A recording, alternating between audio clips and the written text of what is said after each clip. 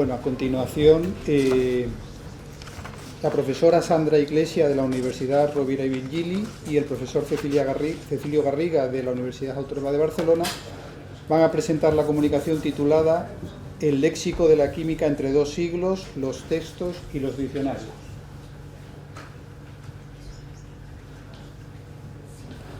Se movió un poquito el logo de Nerfi, que ha quedado ahí puesto encima, pero bueno, cosas del PowerPoint. Te tapa el nombre, Sandra. Bueno, buenos días.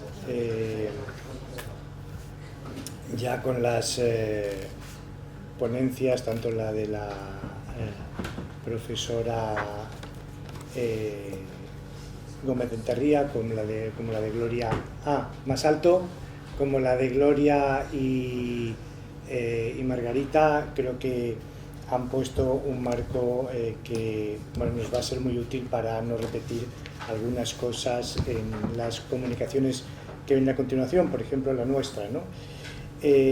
Vamos a hacer tres partes en esta exposición. Empezaremos con una introducción sobre la química en los siglos XVIII-XIX. Después pasaremos a hablar de la química en el diccionario académico, en las ediciones de las que nos ocupamos, entre 1884 y 1936, y pasaremos finalmente un poquito a hablar de los textos. Empezaré hablando de la química en ese periodo que va entre el 19 y el 20.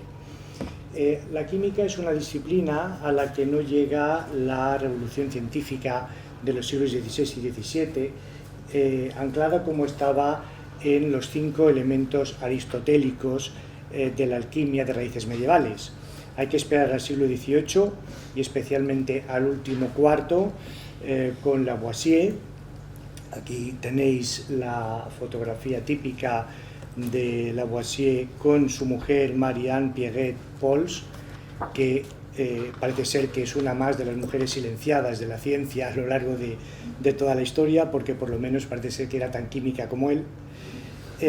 Y decía que había que llegar a este momento para que se empezara a hablar de la ciencia de la química como ciencia moderna, con los trabajos sobre la combustión y la teoría del oxígeno y la nueva nomenclatura química que pone las bases para el despegue de esta ciencia en el siglo XIX.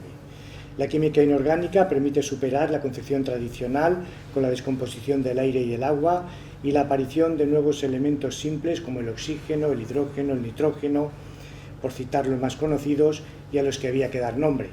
Además, se produce el descubrimiento de nuevos elementos y se crea una nomenclatura química que será el punto de partida de la química como ciencia. Aunque la ciencia española alcanza cotas importantes de desarrollo a finales del siglo XVIII y los primeros años del XIX, son los textos franceses los que introducen todo este vocabulario en español. Aquí tenéis la muestra de algunos de ellos. Con el transcurrir del siglo XIX se producen nuevos descubrimientos y se avanza en la química orgánica gracias a la teoría atómica de John Dalton, y tenéis también ahí a Liebig. Francia va perdiendo terreno y los químicos ingleses y alemanes van ganando protagonismo, mientras que la ciencia española se hunde durante el reinado de Fernando VII. Todo estaba a punto para que en la segunda mitad del siglo XIX la química tuviera un segundo despegue a partir del primer Congreso Internacional de Química de Karlsruhe en 1860, en el que se aprueba un sistema de formulación química y una clasificación de los elementos según sus pesos atómicos, que en esencia es el que está vigente. Otro hito fundamental fue el establecimiento de la tabla periódica de los elementos, cuyo más conocido impulsor fue Dmitri Mendeleev, y que permitía nuevas hipótesis sobre los elementos existentes. Voy a detenerme aquí porque desde el punto de vista terminológico este es el momento más importante de este periodo, ya que la aparición de numerosos elementos nuevos fuerzan a las lenguas a encontrar nuevas denominaciones, pero también las combinaciones, los aparatos, los procedimientos. La química está de moda en el siglo XIX. Pedro Campos, catedrático de Química de la Universidad de La Rioja, hace un tiempo lo expresaba de esta manera. Es verdad, en la higiene y en la salud jabones, cloro, agua, fármacos, conservantes alimentarios. En la medicina, lo ha explicado Gómez de Enterría, aún no vamos aquí, disculpad. En la industria, papeles, tejidos, tintes, abonos, explosivos, nuevos materiales. En la vida diaria también, el alumbrado, la fotografía, lo veremos también después. Por eso se presta tanta atención a la química en la sociedad, en la prensa y también en el diccionario. Luego la química dejará de considerarse una ciencia de progreso para sentirse como una amenaza, con los gases mortíferos, ahora sí, de la Gran Guerra Europea, la contaminación y ya en la Segunda Guerra Mundial con la energía nuclear. Todos recordamos también esta campaña, pero eso ya es otra historia. Lo cierto es que hemos tenido la oportunidad de estudiar cómo la química en esos años se convierte en una de las razones para la crítica a diversas ediciones académicas, como la de 1899 por parte de Dori Gisbert o la de 1914 por parte de Américo Castro, que la publica precisamente en esos primeros números de la revista de Filología Española. Críticas no siempre fundadas, ahí vemos cómo hace referencia precisamente a la química en esta reseña. También esas críticas aparecían en la prensa, en el Madrid Científico, por parte de un autodenominado mozo de laboratorio que hemos tenido la ocasión de estudiar con Miguel Ángel Puche. Sabemos además que la química preocupaba a los académicos y miembros de número, como Eduardo Saavedra, José Echegaray o Daniel de Cortázar, que discutían e intentaban aportar los nuevos avances de la química al diccionario. Y el momento culminante se produce con la entrada de José Rodríguez Carracido, es el de la derecha, claro. Entra en la academia en 1908 y está considerado como el químico más influyente de esos años en contacto con los avances que se estaban produciendo en Europa, y su mano se adivina en las ediciones de 1914 y 1925. Pero vamos a ver a continuación cómo avanzan las voces de la química en el diccionario. ¿Cambiamos? Sí. Para acceder al... Es que le doy mucho al ratón. Luego volveremos a cambiar. Luego cambiamos. Bueno, pues yo les vamos a presentar una visión panorámica del tratamiento de estas voces, muy generalizada, porque hay tantísimos datos que no se pueden, con el tiempo que tenemos, pues traer en su totalidad. Nos vamos a centrar solamente en las acepciones marcadas mediante abreviatura. Hemos visto también ya en las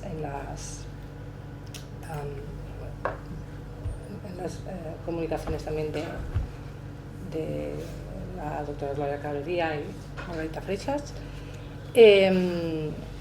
Como acabo de comentar, partimos para el análisis de las 261 acepciones marcadas que se documentan en la edición de 1884 para pasar a las 321 que se documentan en la edición de 1899, lo que representa que 74 entran de nuevo en el diccionario, son documentaciones que se realizan por primera vez en la edición de 1899.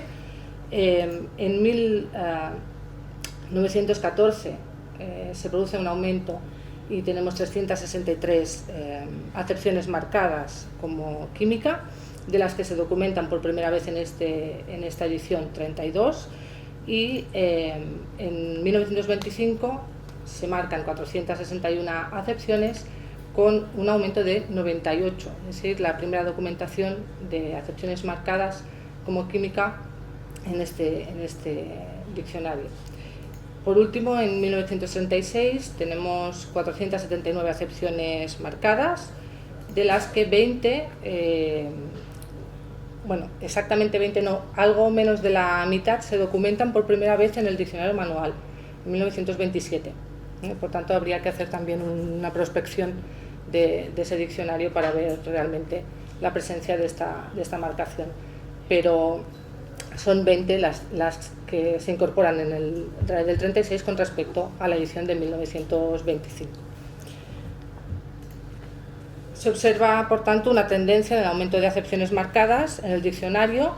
Destacan sobre todo la edición de 1899 y la de 1925, que ya se ha comentado anteriormente.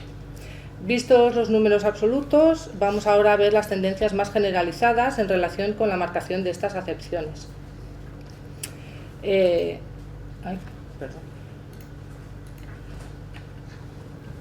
La primera tendencia de la que queríamos hablar es la pérdida de la marca. Tienen ustedes en la transparencia los números exactos de acepciones que pierden su marca en las ediciones analizadas. Hemos visto las acepciones que entraban de nuevo en los diccionarios marcadas, y destaca sobre todo la edición de 1899 por la revisión tan profunda que representa en la marcación de estas acepciones. En la mayoría de los casos lo que se produce es una revisión de la acepción que se generaliza y pierde su cientificidad, por lo que pierde la marca de especialidad. Podrían ser los casos de cal, por ejemplo, o extracción. También existen algunos casos de pérdida de marcación, porque en 1884 se encontraban con doble marcación, generalmente física y química, farmacia y química, y al final en 1899 acaban perdiendo la marca de química. Por ejemplo, coherencia, cohesión, galvanoplastia, galvanoplástica se documentan en 1884 como física y química, mientras que a partir de 1899 se documentan únicamente con la marca de física. Hay algunos casos que son un poco específicos y que llaman la atención, como sería en el caso de acetoso o precipitado blanco. Está incluido bajo blanco, no bajo precipitado, en este caso, esta acepción. Las dos acepciones pierden su marca en 1899 para recuperarla después en la revisión que se realiza en los diccionarios posteriores. La de precipitado blanco se recupera en 1914 y la de acetoso en 1925. Por tanto, la revisión de 1914 y 1925 es profunda en este sentido. Por último, algunos casos como silicio, uranio, hidrógeno, lo que se produce es esa vacilación en la marcación de los elementos químicos, que a pesar de que algunos, la mayoría, acaban después fijados en la tabla de Mendeleev que ha presentado Cecilio antes, pierden su marca aquí en 1899. Pueden ustedes ver aquí un ejemplo de inclusión y pérdida de acepciones marcadas en el tránsito de una edición a otra. No me voy a detener mucho en el comentario porque no tenemos mucho tiempo, pero ven que en 1925 se mantienen las acepciones marcadas de extracto, la tercera, y extracto de Saturno, y se añade la acepción marcada de extracto acuoso, que se pierde en 1936, incluida o diluida en la tercera acepción, que también pierde su marca. Sería uno de los ejemplos que queríamos mostrarles. Aquí tienen también otro ejemplo con el caso de zafiro, de vitriolo blanco.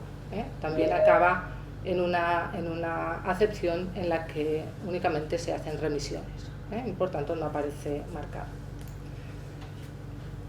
Por lo tanto, en cuanto a la marcación, podríamos decir que se documenta un aumento progresivo de las acepciones marcadas en todas las ediciones analizadas, el más significativo en 1925.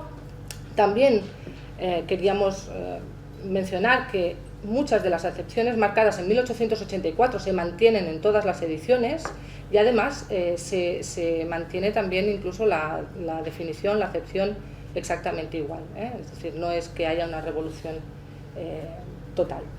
Se documenta también la relación directa entre la revisión de las definiciones y la pérdida de la marcación, y en este caso la mayor parte de estas pérdidas se produce entre 1899 y 1914. Por lo que respecta a la definición, las revisiones se realizan normalmente para dotar a la definición de una mayor especificidad, aparte de las que hemos visto en las que se generalizan y se pierde la marca. Cuando hablamos de acepciones marcadas, la revisión normalmente tiene que ver con una mayor especificidad. Ven ustedes el ejemplo de ácido. en la transparencia. En 1899 lo que se produce es una simplificación de la definición que redunda en la claridad científica, amén de una actualización de la terminología. En 1914 se continúa con esa tendencia, pero lo interesante de 1914 es que en 1884 se eliminan elementos que se consideran definitorios en la ciencia química, como son el sabor, el color, la textura, y se vuelven a recuperar en este 1914, en esta edición de 1914. Por lo tanto, ese tipo de revisiones se realiza con una finalidad de precisión científica.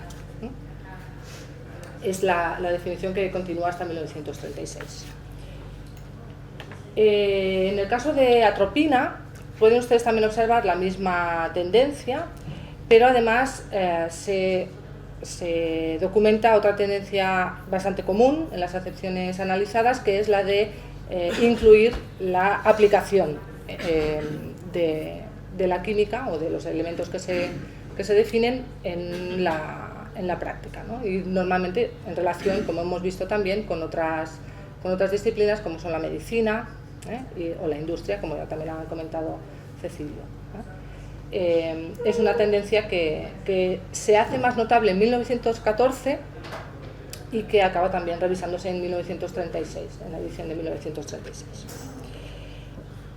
Otra de las tendencias es la de inclusión de datos enciclopédicos, que tiene que ver normalmente con la inclusión de datos sobre descubridores o científicos, o también el momento histórico en el que se produce o se puede datar el término que se define. No me voy a extender en este apartado porque no tenemos mucho tiempo. Y por último, también hablando de compuestos y de elementos sintagmáticos, el análisis pormenorizado de estas definiciones que hemos tratado permite establecer una red de variantes denominativas muy interesante. En el mayor número de los casos, estas variaciones tienen que ver con la actualización de la nomenclatura química en el diccionario, de acuerdo con la fijación de esta nomenclatura a lo largo de la ciencia, de la evolución de la ciencia. En el diccionario se observan, pues normalmente se documentan a partir de la opción por definiciones sinonímicas o por remisiones, como tienen aquí el caso de almártega, y litargirio. Al final, litargirio sería la base, pero resulta que es la que no está marcada, ¿no? Por tanto, bueno, pues nos faltaría, tendríamos que ir también al análisis de, como también ha dicho anteriormente en la comunicación anterior, de las no marcadas, ¿no? Las acepciones no marcadas. También se documenta esta tendencia en la propia definición. Pueden ver que en 1914 se incluye en el ejemplo de anhídrido carbónico, ha sido llamado y aún se llama ácido carbónico, denominación o remisión a la variante denominativa que se mantiene hasta 1936. Así pues, a modo de recapitulación, podríamos decir que en la definición se documenta la tendencia a revisar las definiciones para dotarlas de mayor claridad y precisión. Se produce una revisión de la terminología utilizada en la definición, lógicamente, de acuerdo con los cambios de la nomenclatura química, y esas modificaciones, normalmente las más sustanciales, tienen que ver con las acepciones de 1899 y 1914.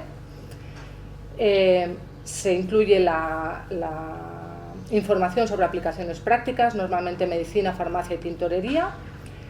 Se incluye información enciclopédica o adicional, lo que a veces hace necesaria una revisión más profunda de las definiciones para adecuarlas, porque normalmente, sobre todo con los elementos temporales, es más complicado acertar con la concreción o con la generalización que permita situarlo. Y se muestra la tendencia a presentar variantes denominativas a partir de remisiones, definiciones sinonímicas y de información explícita en la definición. Esta red de variantes denominativas desde mi punto de vista, es uno de los elementos que queda también por revisar y por ver en el diccionario cómo se cierra todo este ciclo. Me paso ahora la palabra a Cecilio. Y 2 minutos. Para sí, estamos ya me tiempo. Muy Rápido. No. Solamente para mostraros un ejemplo de la importancia que tienen los textos. Nuestra jornada se llama así, ¿no? Textos y diccionarios, y de esa genealogía que encontramos muchas veces en la historia del léxico entre la prensa, los textos y los diccionarios. Lo voy a hacer con dos nombres de elementos químicos, el cesio y el rubidio, que se descubren en 1860 y 1861. Los dos se introducen en la edición 13ª de 1899 de la Academia, pero los encontramos documentados mucho antes, por ejemplo en el Tratado Elemental de Química Analítica de Lino Peñuelas en 1867. Son textos importantes porque sirven para la divulgación de este léxico. En este caso es un texto utilizado en la Escuela Especial de Minas, o en el Manual de Química General de 1867 de Antonio Casares, dos de los químicos más importantes de ese periodo del siglo XIX. Hasta aquí todo bien, porque tenemos la acuñación del término, 7 u 8 años después aparecen los textos y esperamos hasta 1899 para llegar a los diccionarios.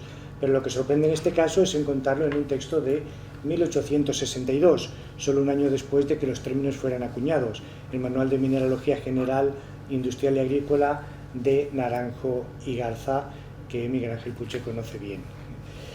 Aquí aparece una tabla en la que están todos los elementos simples conocidos hasta ese momento, y al final de la misma, lo veis aquí debajo, se dice: a estos 61 cuerpos elementales hay que añadir 2 nuevos metales alcalinos, el rubidio y el cesio, que acaban de descubrir los sabios alemanes Kirchhoff y Utzel.